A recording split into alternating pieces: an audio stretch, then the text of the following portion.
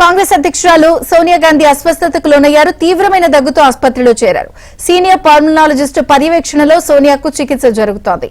ఢిల్లీ కాలుష్యం వల్లే సోనియాకు అనారోగ్య సమస్యలు వచ్చాయని ఆసుపత్రి వర్గాలు తెలిపాయి.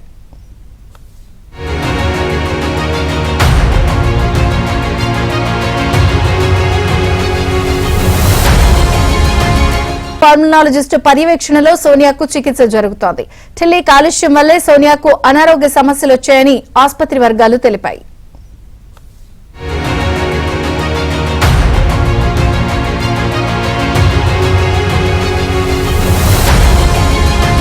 పర్యవేక్షణలో సోనియాకు చికిత్స జరుగుతోంది. ఢిల్లీ కాలుష్యం వల్లే సోనియాకు అనారోగ్య సమస్యలు వచ్చాయని ఆసుపత్రి వర్గాలు తెలిపాయి.